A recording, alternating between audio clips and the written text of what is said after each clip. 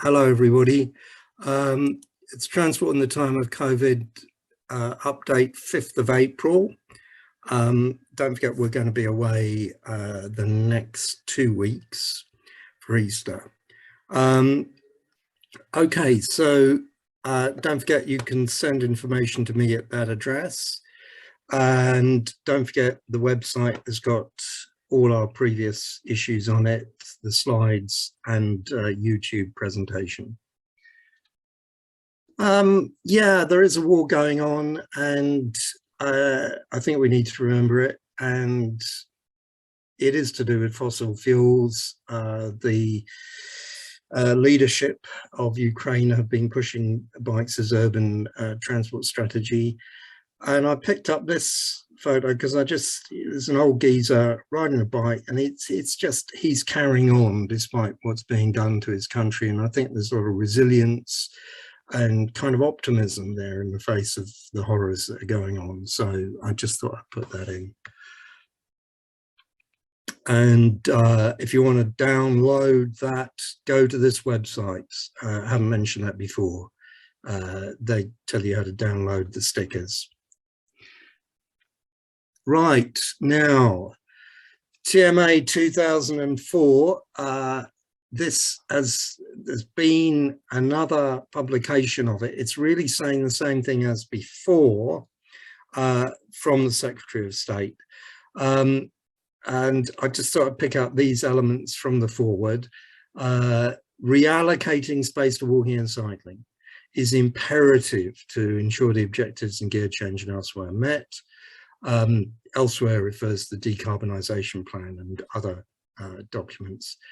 Local authorities should continue to make significant changes to their road layouts to give more space to cyclists, to pedestrians, and to maintain the changes they have already made. Do note the language. And he's saying that if schemes aren't good enough, they should be given time. They must be allowed to bed in. And so that's important. We have no interest in requiring councils to keep schemes which are no good, but the proof must be presented. Schemes must not be removed prematurely or without proper evidence.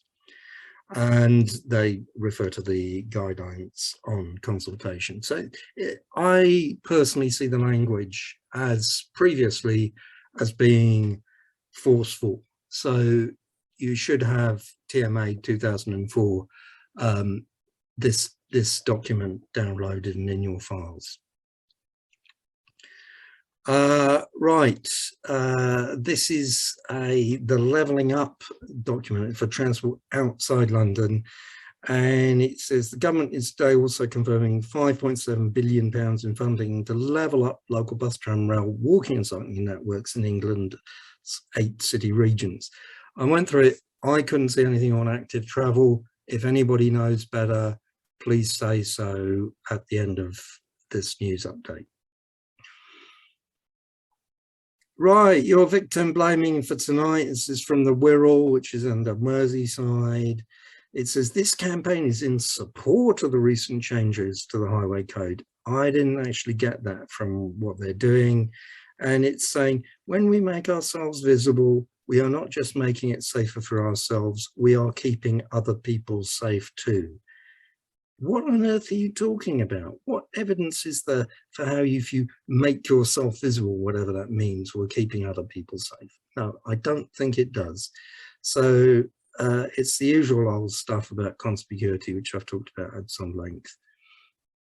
False equivalence, etc., etc. And also again, from Northern Ireland, throwing in cyclists and motorcyclists together as if they're the same kinds of forms of transport. One is far more hazardous and more dangerous than cycling. Cycling is less vulnerable and far less dangerous to others. And it's about the dangers of not having the correct skills, knowledge, and personal protection equipment, which is, it should be protective, but whatever, it's all getting it wrong anyway. It's all lids and high vis. So that's still cracking on.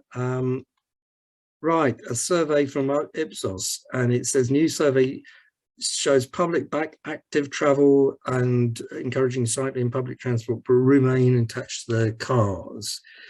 44% say they'd like to cycle more than they currently do. 71% say they support actions to encourage more people to walk or cycle instead of driving a car, but the same proportion feel they need a car to suit their current lifestyle. Nothing in the thing about changing your lifestyle. More support than opposition for smart road user charging in urban areas, but the support has gone down since 2020. Okay, so pretty mixed as before, slightly worse. I just thought I'd show some Carlton Reid who's spoken about this on Ideas with Beers. If you go to his website, this is about a project he's doing with John Dales to rescue the 101 Dutch-inspired cycle schemes paid for by the Ministry of Transport in the 30s, refinding them and trying to get them refurbished and rebuilt. And he's asking for support with that project. And the current dossier is 276 pages with 50,000 words. So you may be interested in supporting him there. Equalities page, this is the LRAM Foundation, Community Interest Company. They are a organisation to support people with disabilities, and they're currently supporting deaf cycling people with a 6-month project to train up 2 deaf cyclists to become the first deaf cycle instructors in the UK. And there's also mechanics training. Do go to the website. They do say the finishing date for applications is April the 4th, I think, but they sent that to me only a couple of days ago. So I'm sure if you know any deaf people who may be interested in this, do send in the details to the contact details are there. The LRAM Foundation. Reading list, nothing more here than before. Oh yes, as a piece, cycling during Ramadan, sent out by Cycling UK, which is quite interesting for Muslim cyclists. And don't forget this play about Jane Jacobs' tussle with Robert Moses. Get booking for that. And yeah, I mentioned this last week, the smartphone app, which gathers evidence of speeding. There's been a certain amount of discussion. It seems, have to get Home Office approval if you're thinking of using it. You can use this as a pedestrian. Right, active travel fund bid allocations. So I don't know, Mark, have you got any news on that? Mark? Yes, but apparently if I tell anyone what I know, I'll be shot as well, and I shouldn't know the things I know. Can you give us a likely date about when we might possibly know? Well, some already, they know. The councils that know already know. That's the point. They're not allowed to tell anyone. They've had letters telling them. So, but as I think I said last week, Essex and Hertfordshire have jumped again and already press released what they've been awarded, even though they were told explicitly they shouldn't. But I think they probably think they're immune as their Tory councils. And right. Grant Shapps' constituency is in Hertfordshire, so one assumes he knows that they know that they've said it or not. So, so if you ask your local authority how much have you got, they will either tell you they don't know, which is not true, or they'll tell you they know and they can't tell you yet. Right. Do you think the ordinary unwashed members of the public will be able to know by the time we come back? A couple of weeks? Yeah, the minister said 2 weeks ago, that they would know within 2 weeks. So they know. The point is they know. It's just a question of whether they are prepared to tell anyone what they know. Well, I think within 2 weeks it should be coming out, I would have thought. Robin Tucker says mine might have told me. So that's what I'm saying. It's gradually dripping out in why aren't they telling people? Because they want to do a big press release, presumably, like they did with the levelling up and the bus thing yesterday. Yeah. They presumably want to make some press call with Grant Shapps on a bike somewhere or something. That can be the only assumption. Okay, thanks, Mark. And I did have a point on the levelling up stuff and active travel, if you want me to bring in that now, or I could wait. Yeah, if you can bring in the levelling up thing, yes. Yeah, so it's not specific to levelling up, but the city regions who've got something called City Region Sustainable Transport Support, CRSTS, in there, and there is a paragraph in there which basically says they must conform to LTM 120, but it's only for active travel schemes. So we thought that road schemes would have to also conform to LTM 120, but the wording in there applies it's only for active travel schemes. If it's found out later that they haven't conformed it, they have to give all the money back that they got, but they're allowed to retain 10% for design. So they can design up a crap scheme, take it forward through, and build it, and then the government gets the money back, but not the design costs, which seems a slightly weird way of doing it, because ideally it would be stopped before it got to that stage. So it's mentioned in the city regions support, but not in anything else.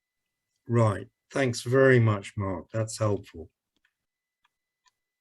Okay, back to where I was.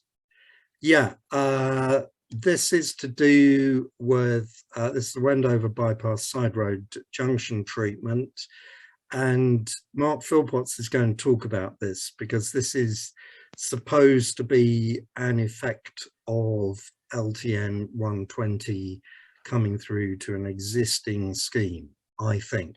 But Mark will tell us at the end of my presentation. West Midlands Combined Authority, £254 million to enable active travel in the West Midlands. Adam Trent is very pleased with that. In London, I thought as the elections are coming up, I mean, we're not party political or anything, but here's a couple of things that have been out from local candidates, and this may be happening throughout the country. So just to give you some warning. In Ealing, the manifesto of the Lib Dems is as follows. Under improved transport and the environment, no to LTNs. And at the same time, they say they're going to support cycling and walking and have ambitious climate change plans, despite opposing low traffic neighbourhoods. And that seems to be a blanket opposition from the Ealing Lib Dems. Those of you who are Lib Dems might like to consider that with your local Lib Dem colleagues. And in Brent, we have this from one of the Tory manifestos saying that we have got LTNs and cycle lanes that nobody wants or wanted. Actually, Brent hasn't implemented any LTNs. And the idea that nobody wants any LTNs or cycle lanes, well, so that's a couple of London boroughs. And here's a school streets map from TfL. And it does look like there's loads of school streets, mainly in inner London, and not many out in the far reaches of outer London. What you should know is there's about 100 schools in each borough, and there's 30 boroughs, so there's about 3,000 schools. So in fact, this isn't an enormous proportion of the schools. What I personally have started thinking is, what about the monitoring? How many of them are actually functioning well? Because we've had photos from Merton, from Lucy Marstrand, saying the school streets aren't working, people are just driving through them.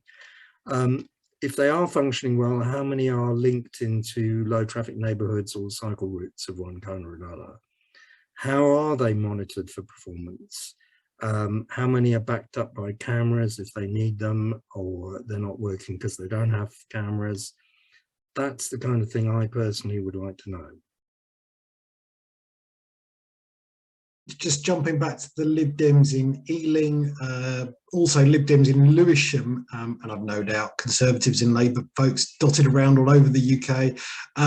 But I think it's quite interesting that we're seeing some people from some parties, and again, it isn't just Lib Dems, it's all sorts of parties, seeking to make a kind of electoral, buffet out of LTNs and cycle tracks and how evil they are.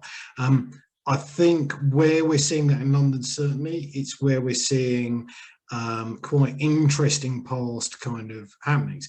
I think this could actually turn out to be quite good news. So in Lewisham, the Lib Dems are pretty much all the one Lewisham folks. They're very anti-LTN, similar to the situation with Ealing. But these are also boroughs where they've wobbled, the Labour incumbents have wobbled and pulled schemes out. So now we've got a situation where do Labour in Ealing and Lewisham actually jump in and say, yeah, the Lib Dems are right and the Conservatives are right, we should pull everything out, we've pulled half it out already, let's just finish the job and not do anything on climate? Or is this the moment where actually the Lib Dems are backing Labour a bit into a corner to do more and say, you know what, we're not going to do what they say we should do, we're going to do the opposite? So I think this could play out very interestingly, and not just there but elsewhere as well, and in different party political formations. But I think this local election is one to watch. Firstly, we've got certainly in London some very strange patterns about what's going to happen. You know, the polling is saying the Conservatives are going to do abysmally because of Partygate and a whole bunch of other things. So there could be some surprising losses according to the Conservatives' own polls. Secondly, we've got active travel stuff, LTNs going on all over the place, and opposition to LTNs. And it'll be very interesting to see if those people who put LTNs do well in and show leadership do well or badly. I suspect they will do quite well.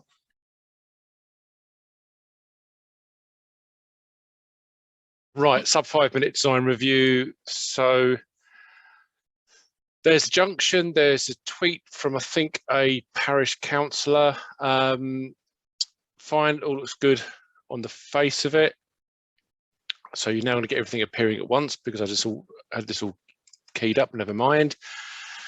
So is this giving mixed messages? You can see there's a curb line that runs around the corner on both sides. So it still looks like a traditional junction where that's the carriageway, that's driver space. But you've also got the red surfacing, which maybe invites people to walk and cycle across it, being a shared path. You do have a giveaway point back there, so I don't think drivers coming out are a particular issue. But if anyone's driving in, turning right to get in there, for example, there is nowhere for them to stop. Is that giving people confusion? That marking, by the way, is not compliant. That would actually indicate a giveaway for people coming out of the side road where it's a one-way coming out. So lots going on here. So the actual road is 30. It's wide, it's 9 meters there. It comes from a higher speed behind where this view is taken. I need to move stuff around because I've messed up the presentation, but never mind. You've got very open views there. We don't know what the actual flows are. We don't know what the actual speeds are. Wendover is bypassed, but this is one of the main routes into the town. So I would guess that this is a pretty busy road, and I bet they've got a speeding problem. You can just see there on the bollard, that's a little sticker someone's put on there reminding drivers it's 30. So that's a community intervention. And then on this footway, that's also a shared use path. So with everything going on there, you're going to have people probably more interested in turning off the road without getting hit by a following driver than who's actually crossing there. So this is the actual design that was consulted on. So you will see that the shared path bends away from the main road, so the crossing point set back. That's about 4 meters as best I can scale it. It was shown as giving way to general traffic, which was probably reasonably safe from that point of view. But then it's gone to the cabinet member after consultation, and the cabinet member has agreed that detailed design goes to the officers. And so the question here is, why is the as-built so different to the consultation plan as you have here? This is quite interesting. So lots of local support. Here's some FAQs I've nicked from their consultation report. So they're talking about highway widths being limited, but we've just seen it's 9 meters wide on the carriageway. There is a constraint with funding, so maybe they've designed this budget. I think it's High Speed 2 are paying for quite a bit of this. They've talked about cyclists not having right of way, and apparently their safety auditors didn't like that idea. And what they had in the consultation was consistency with the way they've laid this out elsewhere in the district. So something's happened from them making these comments to the in the consultation report to what actually got built, which on the face of it is LTN 120 light maybe, but there's something going on there. So I've had a good moan about what they've done. What would I have done with those constraints? So this sketch should be fairly accurate. So there's some issues here. This southeast corner does have a driveway entrance into the house in the corner, which is a bit problematic. It should never have been granted in the first place, but we are where we are. So I've put in a 5 metre setback for the main road. So if anyone is turning off, turning right or turning left, they can stop before the shared path. I've made these radiuses here really tight. These are down to I think about 5 or 6 metres, which shouldn't be a massive issue. Sort of selling it to the public. I've made the path red. I've given it visual priority. You'll see I've kept the tactile paving here, but a much easier layout for people to negotiate, and it's not going to fall apart because it's nice and rectangular. Disadvantages, yeah, it's all at carriageway level. It's still a bell mouth, albeit with this setback, but that's within the price. So if there's a bit more money, we can put this all on a hump. If we had even more money, we can redesign this space and maybe return this just to 2 traffic lanes and use this space for a nice wide buffer. And if we have loads of money, maybe the answer is to signalise it, because this is a busy road and this does feed quite a large estate, but we never see the full context at consultation stage. And that's it, hopefully under 5 minutes. Right, thank you. So I just wanted to do this in the memory of Richard, and I know there was Isabel did something a couple of weeks back, but it's just making sure we remember people and what they do. And I've called this focusing on the 20%. Just a reminder, 14.1 million disabled people in the UK, and that's registered. So imagine the amount that aren't registered we need to consider. 80% have an invisible disability. And we have this thing called the Equality Act. Not to put a disabled person at a substantial disadvantage in comparison to a non-disabled person. So should we assume we say, as you can see by the slide, or can you assume everybody can hear you? And we did have a conversation before, so I'm assuming everybody will be able to hear me and can see the slides. Just to touch up then, the Invisible Cyclist, and I'll mention again Richard, Isabel and Kevin. People don't see them, people don't think they exist, and what we're trying to do is making people know that these people exist and you need to consider them. Next slide. So what does a substantial disadvantage look like at construction or roadworks? I'm sure everybody else is going to kind of go, yeah, seen this already, but we just need reminding. Next slide, please. So I always say it's easier to recognize the impacts to cycling, and just looking at height of cyclists as well. So say Isabel would be a lot lower than myself, and putting the situations on the far left and far right, which is pretty awful. And how did they do this? And the dreaded cyclist dismount sign. Even with good intentions, people can do some nice stuff, but this particular site pushed out the barriers, which meant it was too narrow. Now I've got to think about the side-by-side cycle. I've now caused a disadvantage. And pedestrian. So I've mentioned cycling is, for me, it's easy to recognize, but pedestrian is the challenging section, and just simple obstructions. So I'm not going to say too much on this. I just want people to look at the pictures.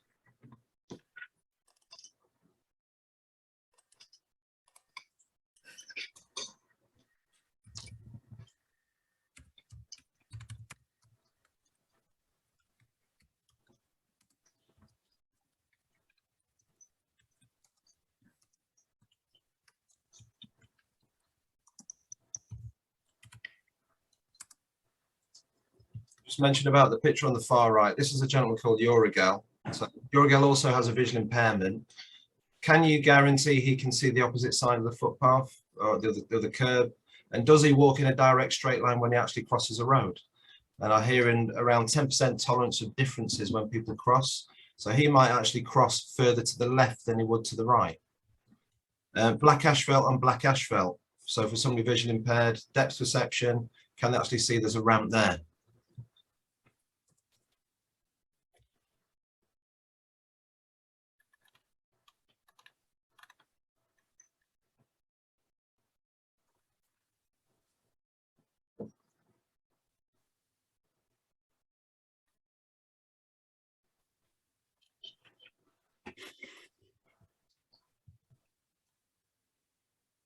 Natalie is the woman who's on the bottom left. She reads every single sign to understand what the message is.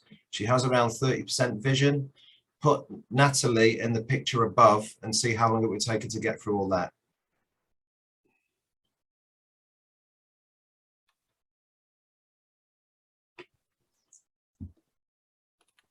What we're doing now, a lot of construction, is looking at colours and how they could impact, especially young people and young people with autism, ADHD. Do we consider this in our design? And the discotheque kind of feel on the top right. And they asked me to come down, have a look at this. They said, "Oh, Michael, come down, have a look. It's great." I said, "Are you kidding?" I said, "Do you realise what you could be impacting on?" And with a day, it was gone. And imagine how much was spent on that.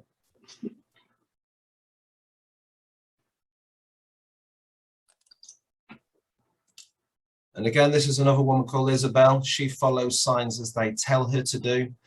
And I'll just go around. So top right, she could walk into the road.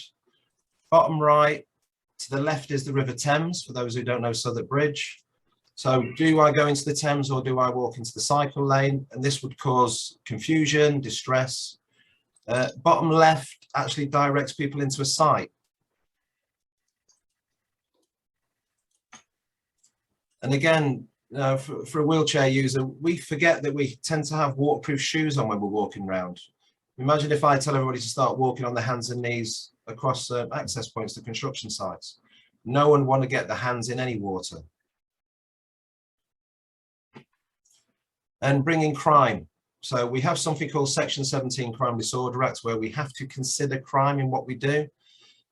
Some of the issues we have is clients want black hoardings. It designs in dark areas. Construction sites designing corners and hiding spots. We need to raise awareness of this and what it could cause. And a disabled person is more a target than a non-disabled person. And this is a TfL scheme, which we did make some changes on. So what are we doing about it? Because yeah, you can see all this, we get moaned at left, right and centre. We've been working on something called the 3-tier assessment. Tier 1 is getting to know the local community. So we've been trialling this for a while now. It's now becoming better practice for TfL contractors. And if you're going to work, say, top left, Moorfields Eye Hospital, it's important to work with visually impaired to understand, can our signage be understood by everybody?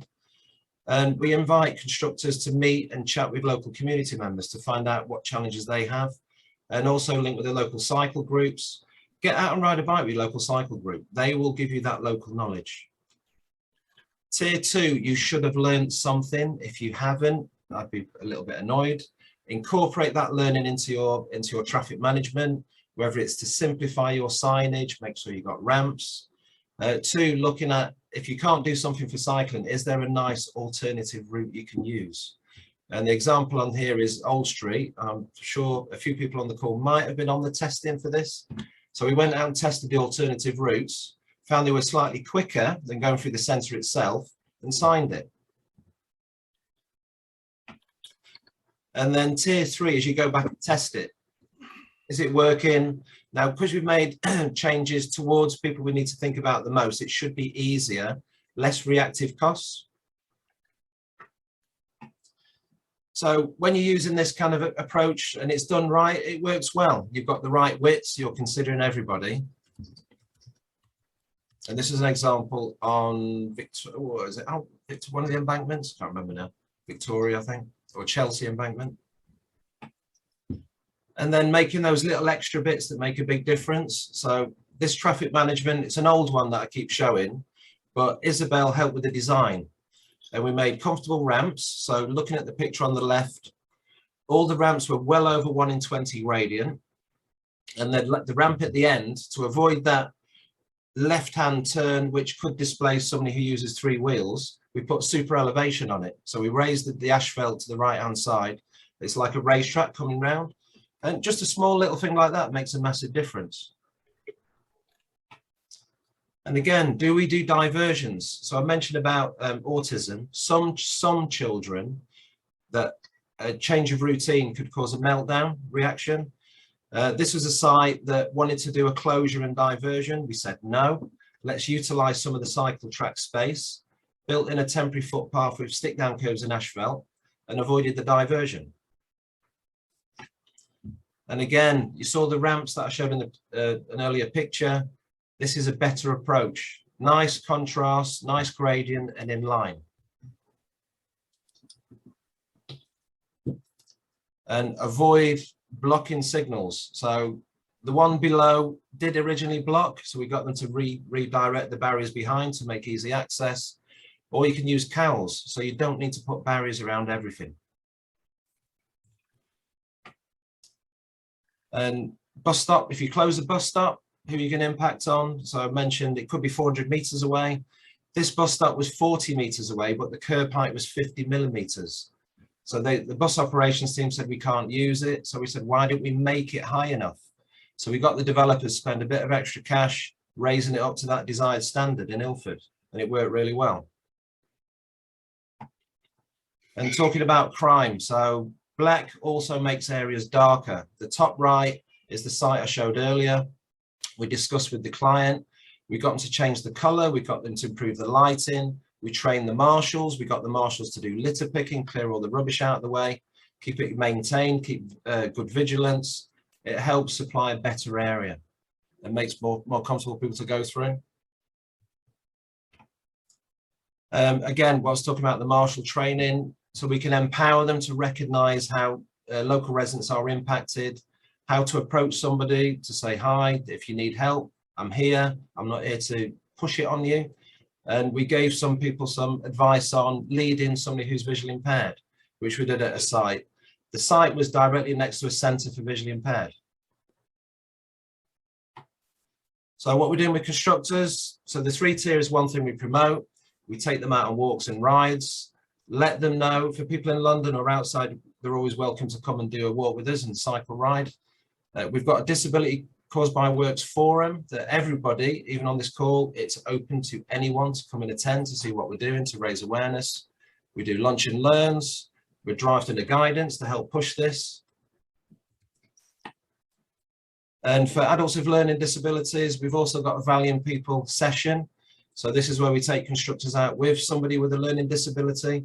Now the spectrum is huge, but it raises awareness. And for me, when I'm meeting constructors, when they meet some people that I take out, they're fantastic people to meet, really nice, and it's very humbling. But we also need to buck up our ideas and how we do stuff and how we approach, especially signage. And it's spreading. So it's not just about within the M25. We are going outwards. We've been linking with quite a few people. Anybody on the call for their respective cities, please let the councillors know, please let the teams know. I know we've done a bit in Brighton, which we need to probably do a bit more. I know Mark will nod his head in a minute. But yeah, it's working, but we need everybody's help on this call to push. Thank you, Michael. That was fantastic. And it's interesting. I know you were saying before the call when we spoke that I'm actually, a lot of these images aren't, you know, you don't necessarily have the sort of permission to share, but I'm wondering if we should try and do something about that and create a kind of database of these sorts of images so that they can be shared more readily. Yeah, just a bit of pixelation on the face. The problem is, as you mentioned Brighton, so thanks, Michael, they're not really taking it up and taking it to heart. You know, we had the one scheme and now they're not really doing very much. I think the problem is just trying to mainstream it and get it done properly. And one of the issues is so much of this is to do with the planning department, not the transport department, and making it a condition of development. So how can we get through to the development side of things, the planning side, and that's a completely different agenda of government. It's I can't remember what it is now, Department for Levelling Up, I think is, or is it whichever department does deal with planning policy, national planning and policy framework, all those side of things, and get it dealt with at source rather than having to firefight everything. But great though the work you do is, it should be stipulated in all planning permissions. They shouldn't be doing anything like this straight away. Well, at the moment, I've mentioned on this slide now, I'm doing a lot of work with our planning teams already. But as we're not a planning authority, we're a consultee. It's making sure we work with the planning authorities on that. But yeah, we're making tracks. It's happening. But I'm talking about going above them, so that the guidance that comes out from central government saying when you give planning permission says all this. Yeah, it needs to be caveated on the construction side. The client needs to be aware, and because we have especially landowners that aren't in this country, and there's different cultures. It definitely needs to be caveated to make sure people are aware of that. And it saves you money. You know, if you have to make reactive changes, that's going to have a cost to it. So just simple painting all that hoarding cost. There's a lot of other measures put in, additional CCTV. It was around 30 grand that the client paid to make the area safer or more comfortable. Ruth? Michael, I wanted to ask a question from Bev, which is about, you know, you've talked about you creating an amazing body of work here. And if someone lives in a borough outside of London, what should they say to their council to say, look, this is an issue, here's where to go and find out about it? Where do people direct them? To me. I've already done, look, Cheshire East, Surrey, Oxfordshire County Council and Surrey County Council. I'm doing workshops with them now as we speak. They're embracing it, and their teams are contacting me. I can't do every single person in the country, but it's the lunch and learn's a nice, easy one because I don't get told off because it's in my lunch. We do a session during lunchtime, which is normally around 30-40 minutes long, questions and answers. And what you'll find is everybody's got people have warmth. People who work in companies have warmth. Sometimes it's the company themselves are a little bit cold, but it's how to get to the people first. And every session I do on these, people have empathy for it. And it's then you just need to light the match to get stuff going. So if people have councils or organisations they'd like to illuminate, they could request you to host a lunch and learn. I've got one booked for Newcastle. I did Newcastle City Council just as COVID started, but it's actually Blythe, Northumberland, next one. So yeah, no, we've got to keep pushing. Two things. One is often the noise from traffic lights, pedestrian crossings, is turned off in residential areas because they complain, which obviously then means that blind people have got nothing to listen to. And the other is that I was on a workshop with the University of West of England that dog-trained people who use dogs who are blind don't like no curbing because then the dogs don't know where to stop. And also if they're white stick trained, they don't like no curbing because they've got nothing to tap against. And I just wondered if those things have come up with you. Thank you. Yeah, so number one is there is there is tactile underneath the push button. Now there's a lot of signals that don't have it. All the updated signals will have that. And plus now temporary traffic lights have the tactile as well. So it's making sure we push for that to be going in to avoid the bleeping noise at night. Yeah, with regards to guide dogs, the training, it's a difficult one because the trained normally on the permanent infrastructure layout, and any temporary layout, it's never going to meet that design. And it's a challenging one to understand the different dimensions of how we have to look at it. I'd probably have to have a chat with our D&I team to get some feedback on it fully. But some of the groups that I work with, yeah, some people say I can't understand the messaging that's trying to be led to us. There are some apps out there now that people are starting to use. So you can be spoke to about negotiating a particular area. But again, that is for the temporary environment, not the permanent, that I'm aware of. So somebody might tell me differently on the call today. It's a tough one to answer that.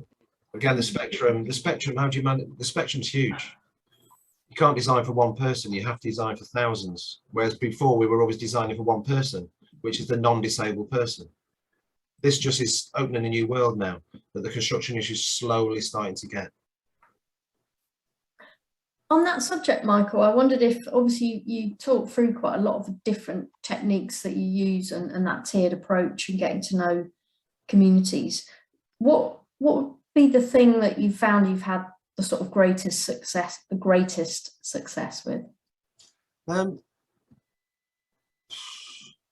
When you form a relationship with somebody, I think it's how you approach contractor or contractors. Because what we're having in London, which you'll have around a lot of cities across the country, is clusters of development. A lot of them want to come in, build and disappear because they've all got project timescales to meet, budgets to meet. If you can use an all-inclusive approach, so you consider everything they want as well as what the local community needs, and balance your design. And we've done that on quite a few sites, and I've got loads to mention that have worked with done, like a Britannia scheme at Hackney. we looked after cycling, we looked after freight, we trained staff to be more efficient, to look at reducing fuel costs. But by doing that, it reduced driver stress. And if you reduce driver stress, you reduce the potential implications on the network once they leave site. 20% of collisions are from stress. Isabel came down, helped us to do a disability access assessment. They made changes for that. And it was like we were all working on the same point.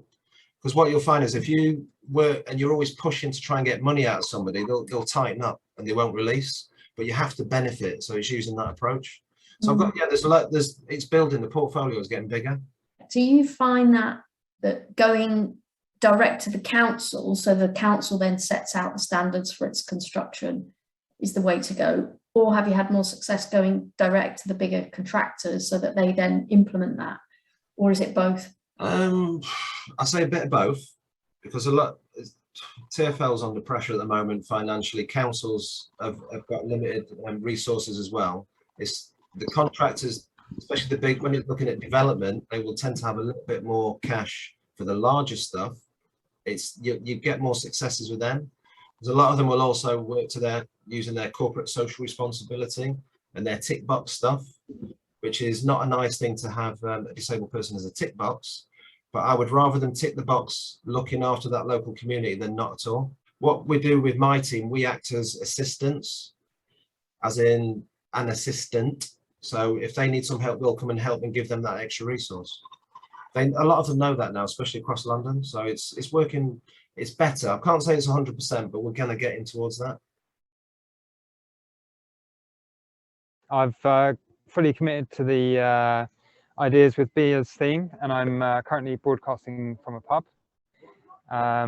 It's my birthday today. I just wanted to send you a little message that I got from my godson. Happy birthday, Big Bike Ben. I'm having cake soon. So I'm Big Bike Ben, and I'm also a writer and chief exec at Pedalme. I'm just going to show you a few quick slides. Fully committed to the Ideas with Beers theme, and it's going to be a bit of a whirlwind tour of who we are as a company, where we come from, and what we do, and what the immediate future holds. So I was a transport planner, and I worked on various projects. One of them was school streets. I got the first school streets in London. I also worked on this community cycling project where we turned up in council estates, and then we taught people to ride bikes, and taught them to ride bikes, and taught them to ride safely on the roads too. Started off with me turning up in one council estate with a couple of bikes and teaching people to ride bikes. But it pretty soon escalated. So it's built around a couple of principles, one of which was we went to the people. We went to the people that we wanted to reach, like the people in the areas of highest deprivation. And it was regular, so it's like every Wednesday after school. As the sessions got bigger, we needed to move increasing numbers of bikes around. So we got cargo bikes. We tried using vans, but vans in cities are a waste of everyone's time and money. So we found alternative methodologies. We found we could carry people around on the front of these bikes, and that was quite fun. So we got some specially built cargo bikes that carry 2 adults on the front. The pictures on the left, that's actually the first ever Pedalme trip, which was captured by Harry from Flying Dutchman Cycles, just by Euston Station. He's an excellent human. You should drop in and see him and his dog Scamp. On the right is Rob, who helped me found the company. Today, there's a few more of us than when we started. And we do all sorts of logistics jobs. So we can carry people, including brass bands. We can do large scale deliveries out to people's homes. In this case, this was 10,000 packages being delivered for Lambeth Council to sick and shielding people across the borough. Lambeth Council were actually FOI'd about this project and asked why they'd chosen us as a small company. Their answer was, we were cheaper than everyone else, we were more efficient than everyone else. I don't think that was the answer that the FOI was looking for. We also do large-scale multi-drop deliveries going all across London. We help people move house using these large bikes and our highly trained staff. We do a fair bit of data crunching. So there's a Pedalme white paper that has a comparison between our CO2 emissions and those of an electric van or a diesel van. So the key statistic I think here is you can build one electric van for about 9 tons of carbon, or you can build 3 of our bikes and cover 300,000 kilometers between them. So there's a huge night and day difference in CO2 emissions between using cargo bikes and motor vehicles, which is probably not news to many of you, but the size of the advantage is really, really significant. And that's with bikes that are really very crude, very early in their developmental cycle compared to motor vehicles, which have had billions and billions put into R&D to make their vehicles more efficient, whereas cargo bikes are still today are really relatively crude. There's techniques we think could reduce the CO2 emissions from cargo bikes by best part of 50% compared to the vehicles we have today. The key thing about what we're doing is we have these specially designed bikes, sure, and we have these specially designed trailers that are made only for us. But the main thing that we're doing differently to traditional cargo bike operations is that we're spending a lot of time training people, and that means that we're able to move much more, much further, and with much better journey time reliability. And that means that we can access a much bigger segment of commercial urban logistics. So we've looked at the data on the distances that items are traveling around London and the sizes that these items are traveling, and then done some data crunching to work out what we're more cost effective for. And the answer is roughly 75% of all commercial urban logistics. So 75% of all the movements of vans, taxis, private hire vehicles, 75% of those movements is possible to do by cargo bike, at least break even, at least at the same cost or better than motor vehicles can hope to do. So the University of Westminster said that we were 60% more efficient than vans. We're doing 60% more drops in the same time. And that's the end of our little whistle-stop tour of Pedalme, what we're doing. I guess for the future, so 75% of all commercial urban logistics in London is about £4.5 billion worth of work a year, or enough work for about 45,000 staff. So it could potentially be really quite big. Major blockers for us are finding significant enough investment to allow us to reach that scale. So if you know anyone who's got 5 million quid, then send them my way. And recruiting good people, so come and work for us too. So the unusual thing about Pedalme is that, well, one of the many things that makes it unusual is that we have a policy that we don't want our staff to wear cycle helmets. And the reason for that is because if you look at the overall data on cycle helmet use, you can see that yes, cycle helmets are extremely protective in the event of you having a crash. But then what you can also see is that in places that have brought in cycle helmet laws or done other things to increase the amount of cycle helmet wearing, they've seen the risk per mile go up rather than down. And our reading of that is that cycle helmets encourage more risk-taking behaviour from the person wearing the helmet and those around them, and therefore causes more collisions. We're riding bikes that weigh up to 1/2 a tonne. So our bike and trailer rigs, when they're fully loaded, they weigh over 500 kilos gross weight. We don't want our staff taking additional risks. And so therefore, we encourage our staff to come and talk to us if they are feeling unsafe, and we resolve the real substantive issues rather than sticking a plastic hat on it. I'm sure that that will provoke some interesting debate. Thanks, Ben. Happy birthday. Amazing. Well done. Honestly, you're such a hero for attending on your birthday. But and yeah, absolutely, wearing protective equipment to do something as safe as cycling is insane. But there you go.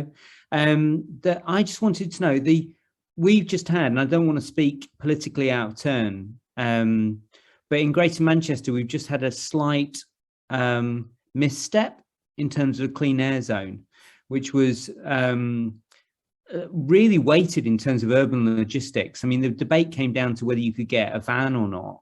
And it became a little bit crazy. So your statistic, your killer stat of 75% of urban logistics being achievable is really, really compelling and quite powerful. So 2 questions really. Is there anybody nationally like really tabling this in a big way to influence the city regions and devolved authorities, and anybody pushing this nationally and indeed internationally? Is there an evidence base we can point decision makers to actually sway some of our decision makers to make this happen in, for example, Greater Manchester?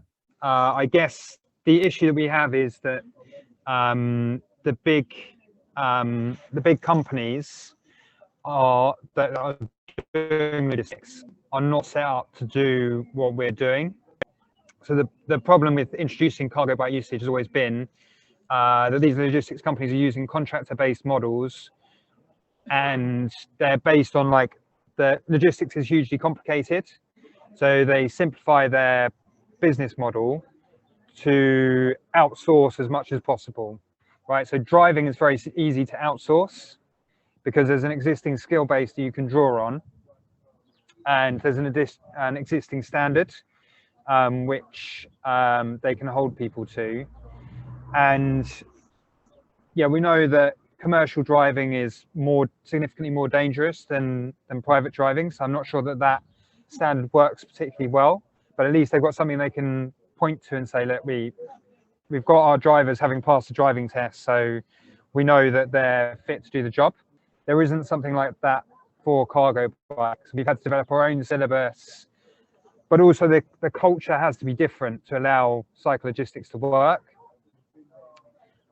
because sometimes it rains, and cargo bike logistics, when the weather is inclement, is extremely tough.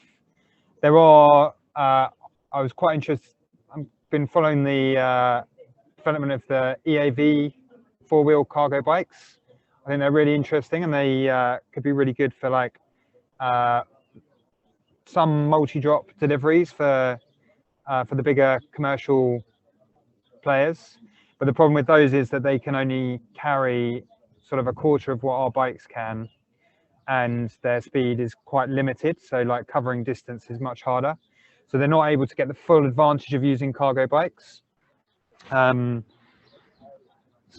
in terms of lobbying, in general, the lobbying has kind of been in the other direction of people trying to lobby the police to say, what Pedalme is doing is dangerous and needs to be stopped.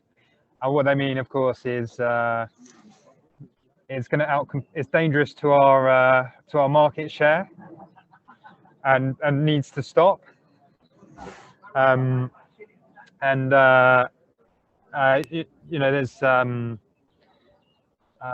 there's a huge amount of money that's going into supporting logistics companies using slightly less damaging techniques, using electric vans, which are you know, they're better. If we didn't have any better solution, then there'd be a great step. But there's a solution that can help improve our cities, make them safer, make them quieter, make them more pleasant places to be, and also do the logistics more effectively. It's just, it doesn't fit with the incumbents' business models. And so it's likely they will continue to lobby against and make life more difficult. I mean, I think one of the issues that we're facing at the minute is lithium-ion batteries. Basically, there's these state subsidies on electric vehicles, which is encouraging more people to buy electric vehicles and therefore more people to make electric vehicles. And then one Tesla, 75 kilowatt hours of battery, is enough to fuel our entire fleet. But they're buying up all the lithium-ion batteries, which is making it harder for us to get hold of lithium-ion batteries, and that's impinging on our growth. The first one was around expanding out of London. Have you got plans to do that? And obviously a lot of people would be keen if you did. Second point was around what's your take on sort of supporting existing companies to kind of bring e-cargo into their, or cargo bikes into their own operation? Or is your business model entirely built on people using you, or do you support businesses to kind of internalize it? And then thirdly, sort of questions which you may have already covered, but just on the kind of vehicles themselves, a question about the legalities of pedicabs outside London. And also I wondered what was your take on these, I think they're called e-scooters. They're like scooters, but they're like mopeds, but they're not classified as mopeds. You don't need a license, but you know, are they good, or are they falling into that category that you just said of sort of people, you know, bit of greenwashing, shall we say? So going to other cities, it's absolutely our intent to do that, and there's various different ways that could happen. The key thing is that we need to get to stability in London, and to the point where I'm no longer involved in the day-to-day running of the organisation. The third question was about private hire vehicle licensing outside London. Yes, we're aware it's an issue, so we would need to go somewhere with sympathetic local authorities who would be willing to license us under private hire vehicle legislation. I understand that that's possible and has been done in other places. Help other businesses to get into using cargo bikes, and we do that with various degrees of involvement. So Freddie's Flowers, for example, we started out doing their deliveries for them by cargo bike. They actually wanted us to do all of their London deliveries, but we didn't have the resources to allow us to scale fast enough. It's obviously, in retrospect, slightly irks me, but we help them to buy their own cargo bikes, provide them with training. So in Oxford, we've got another cycle delivery firm called Pedalme, and they recently won a grant, or the county council got a grant from the DFT, and part of that is to fund them supporting other businesses to set up their own cycle delivery services. So it pays for a fleet of extra cargo cycles, and other businesses can use these cargo bikes to start up their own bike delivery services, and Pedalme will help them with their expertise. And I think riders, not completely sure about the riders, but it helps them to try out cargo bikes coming from nothing, and hopefully they find that, hey, actually it's great and it's cheap and it works, which I think is a really good way in. There was talk about some kind of legislation for cargo bike users doing deliveries, and because of bad cycling, going through lights, all the things we talk about. But you know that we now have gorillas and all these other people on things who've souped up their engines so they don't pedal at all, and they're going super fast and they've got very big wheels and whatever. And I just wondered if ever anything came of that conversation that I seem to remember we had either on an earlier IWB, or it might have been a conversation with you, Michael, about somehow having some legislation for cargo bike training. Personally, I'm being subjective now, and I think Ben will kind of agree with me to a point, is training. I think training's a must, especially when you're carrying heavy loads, because all of a sudden now you've got responsibility of 280 kilos moving at 15 miles an hour. We're broadly very supportive of some form of sensible regulation. Because I guess one of the issues that we face as one of the biggest cargo bike operators in the world, but in London for sure, is that other people associate other people's cargo bike use with us. And so when we spend a lot of effort making sure that we've got tracking on all our bikes, and all of our bikes have nameplates, so they're traceable. So when we're taking all of these steps to make sure that our riders are obeying the law and throwing up on people when they don't, then it's really frustrating to sort of be associated with others' bad behaviour. And I have to be honest, it seems to go along quite well with helmet wearing, as in the companies that enforce helmet wearing on their staff. I think their staff feel that makes them, that kind of gives them the nod to act antisocially in other ways, which is an interesting, not just risk compensation, but also other behaviour compensation going on. Yeah, I think one thing, so we've got a cargo bike at construction working group running for a few years now. And we've also been writing a guidance document, and part of that document is looking at a code of conduct, number one, especially for the professional industry. And for me personally, I think within that, I can't say you have to do it. There's no law to say you have to do it, but we suggest you undertake training. I've done Pedalme's assured City and Guilds training, which was ... quite hard. There was a swear word that I won't use inappropriately at the moment. And I've also done the national standard training, which is great for introductions to cargo bikes. But I think, yeah, there's definitely value. And I think if anybody who has staff, you want to develop your staff, and if you've got a cycle business, I think this is the definite way to go. There was a question in the chat about hubs. You know, there was talk in Gear Change about these delivery hubs to enable last mile deliveries, and I think there were 2 cities that were supposed to be trialing it, and we haven't really heard anything, or I'm not sure whether you have. By way of last mile hubs, so my understanding is that where that's been tried with multiple logistics companies together on the same site, generally those attempts have failed. I'm not quite sure that I know why that's the case, but I've just read in multiple places that that it is the case. We're of course expanding, and that includes getting new sites. And I guess all logistics companies will be looking to increase their number of sites, because it helps make logistics more efficient, whether you're using a bike or not. Like, if you could wave a magic wand for the cargo bike sector, what would it be? Get Dara back. Ban cars. We'll just sort that one out. Presumably your model at the moment is for relatively local deliveries, you know, within London, but there's this enormous amount of delivery that comes from God knows where it is, some distribution centre, and then gets delivered locally at the end. You know, how do we get all of that to use bikes?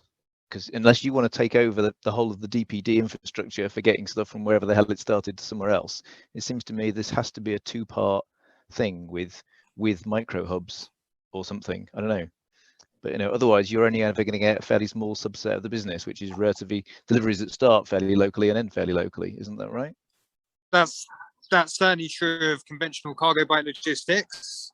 But the Pedalme model is that we are covering London, which is quite a significant chunk of logistics. I suppose at some point they will reach a scale where it makes sense for us to have at least a partnership with a bigger logistics company, whether that's us buying DPD or them buying us or something. I prefer the idea that we'll buy DPD personally. Great session as usual. So my last word changes every time I hear what anyone else is saying. And as we've still got Ben and we've still got Michael and various other people, the problem now is where everyone used to complain about mammals cycling super fast. The biggest complaint, certainly in Chiswick, is these electric bikes that are faster than they're meant to be. They whiz around corners, they jump all the lights, they go onto the pavement, cut corners, all that kind of stuff. So we now, you know, they're using bikes for deliveries, but they're not popular, and it is a real problem. So I think we need a session with somebody why the police can't target the companies that run these people. So that would be my last word. We need to talk to the police about dealing with those miscreants rather than people like me who occasionally go through a red light. Thank you, everybody. See you after Pesach and Easter.